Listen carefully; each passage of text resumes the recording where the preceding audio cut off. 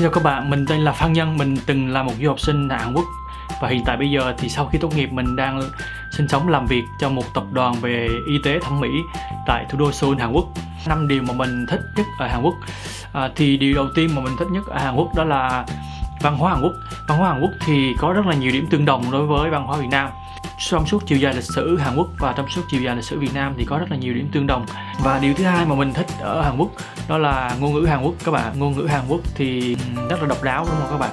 Và nghe rất là vui tai và khẩu hình thì rất là dễ thương đúng không các bạn? Cái điều thứ ba mà mình thích ở Hàn Quốc, môi trường làm việc của người Hàn rất là chuyên nghiệp, người Hàn rất là chú ý bề ngoài. Điều thứ tư mình thích ở Hàn Quốc đó là thức ăn Hàn Quốc thì rất là ngon. Khẩu vị của người Hàn cũng không có khác với khẩu vị của người Việt Nam là mấy, nên là rất là dễ thích nghi các bạn. Điều thứ năm mà mình thích ở Hàn Quốc đó là mạng internet cũng rất là nhanh, gọi là nhanh hàng đầu thế giới các bạn. Hàn Quốc nổi tiếng về y tế, về thẩm mỹ, về IT hoặc là về pháp luật. Pháp luật cũng rất là nổi tiếng các bạn. Thì các trường đại học nổi tiếng giống như là trường Đại học Quốc gia Seoul này, trường Hanyang này, trường Kyunghee này, trường Yonsei này, trường Korea này. Những trường này rất là nổi tiếng các bạn, nhưng mà theo như kinh nghiệm bản thân thì chọn ngành và chọn trường, các bạn đừng nên chọn những trường top.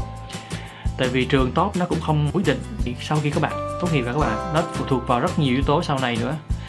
Nên là các bạn hãy tin mình đi, các bạn hãy lựa chọn ngành và trường phù hợp theo cái gọi là chọn học bổng hoặc là chọn theo cái sở thích của các bạn. Cái tiêu chí mà để xét học bổng, để xét học bổng thì theo như mình, tiêu chí đầu tiên và tiêu chí tiên quyết nó phải là ngôn ngữ các bạn.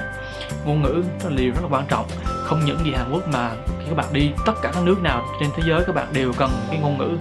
Và ở Hàn Quốc thì các bạn cũng có thể chọn ngôn ngữ là tiếng Anh để đi học các bạn.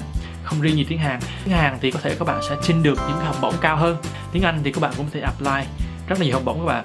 Tại vì mình đi học theo dạng thạc sĩ nên là ngoài cái ngôn ngữ tiếng Anh ra thì trường cũng yêu cầu mình có thêm kinh nghiệm làm việc nữa các bạn. Nên là khi nộp hồ sơ thì các bạn phải xác minh được là bạn có một khoảng thời gian làm việc bao nhiêu lâu đấy đối với công ty hoặc là cơ quan mà bạn đã từng làm việc. Các bước để chuẩn bị phỏng vấn xin visa thì chắc chắn phải là bạn phải nhận được thư mời từ trường, và sau đó thì bạn phải chuẩn bị là một số tiết kiệm có trong tài khoản tầm 200 triệu đồng Việt Nam.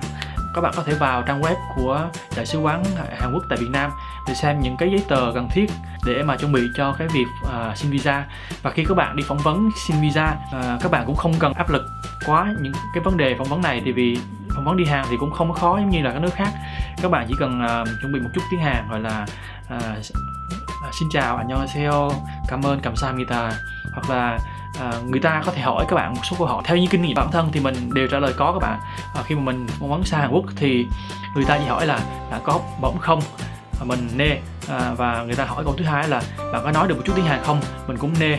Vậy là xong, mình chỉ cúi đầu 감사합니다, cúi đầu chào, vậy là xong các bạn. Rất là đơn giản đúng không? Mình muốn kể cho các bạn nghe một số kinh nghiệm khi mà mình làm việc trong công ty ở Hàn Quốc. Thì môi trường làm việc ở Hàn Quốc thì có thể nói là rất là năng động nhưng mà rất là áp lực các bạn. Năng động ở đây có thể nói là nếu các bạn có thể làm được những thứ mà mình gọi là trong khả năng của mình, hoặc là những thứ mà bạn chưa làm được thì các bạn cũng có thể là đề xuất với công ty bằng cách là các bạn phải làm một cái gọi là phát biểu presentation, phát biểu trước công ty. Và nếu như mà bạn thuyết phục được hội đồng công ty hoặc là thuyết phục được team, các bạn sẽ nhận được hỗ trợ và các bạn có thể triển khai hoặc là các bạn có thể làm những thứ mà mình yêu thích, các bạn muốn làm cho công ty. Và áp lực thì có thể nói là mình đi làm từ 9 giờ sáng đến 6 giờ tối, nhưng mà công việc thì lúc nào cũng nhiều hơn, lúc nào mình cũng phải làm overtime các bạn, hoặc là có thể cuối tuần mình cũng phải đến công ty để làm việc. Thì lúc nào mình cũng phải ở lại công ty thêm 1 tới 2 tiếng đồng hồ để mình hoàn thành công việc. Và nếu như các bạn cống hiến cho công ty, các bạn chăm chỉ, các bạn trung thực thì các bạn cũng có thể có rất là nhiều cơ hội để thăng tiến trong công ty, cũng như là các bạn có thể chuyển công ty này sang công ty khác rất là dễ dàng. Như mình thì mình ở Hàn trong 3 năm thì mình đã lần lượt chuyển 3 công ty rồi. Và năm đầu tiên thì mình làm công ty hơn 40 người, nhưng mà sang năm thứ hai thì mình lại làm một công ty đấy khoảng 150 người. Và bây giờ năm thứ 3 thì mình đang làm cho một công ty, một tập đoàn về y tế, có tổng nhân viên của tập đoàn này ở Hàn Quốc đã là 500 người các bạn. Và mình là một nhân viên duy nhất người Việt các bạn. Rất là vinh hạnh đúng không ạ? Từ những điều trên đây thì các bạn cũng có thể hiểu tại sao mình lại chọn đất nước Hàn Quốc, một đất nước năng động, tự do cá nhân được đề lên rất là cao. Các bạn có thể có một môi trường để phát triển cái nghề nghiệp của bạn trong tương lai. Từ những cái điều này mà mình đã rất là thích Hàn Quốc. Và thêm một điều bonus cho các bạn đó là Nếu như các bạn sang học ở các trường Hàn Quốc vào các mùa gọi là mùa lễ hội các trường học, thì các bạn có thể xem được những cái concert của những ca sĩ nổi tiếng khi mà các trường đại học đấy mời các ca sĩ nổi tiếng này về biểu diễn trong trường các bạn. Thì điều này cũng là một điều mà các bạn nên lưu ý. Các bạn nếu các bạn là một fan của K-pop thì các bạn hãy consider bằng cách du học, thì các bạn cũng có thể gặp được thần tượng của mình các bạn. Từ những điều mà mình vừa mới chia sẻ cho các bạn thì các bạn cũng có thể hiểu là tại sao mình lại thích đất nước Hàn Quốc và tại sao mình lại chọn đất nước Hàn Quốc, đúng không ạ? Các bạn hãy chia sẻ những cái gọi là suy nghĩ của các bạn, tại sao các bạn lại thích Hàn Quốc, các bạn muốn đi Hàn Quốc, và những cái bạn mà đã ở Hàn Quốc, đã sinh sống tại Hàn Quốc và đã từng là du học sinh và đang là học sinh, các bạn hãy chia sẻ cho mình biết là tại sao các bạn lại chọn Hàn Quốc nhé các bạn. Và mình sẽ lại gặp lại các bạn trong những vlog tiếp theo. Anh nhân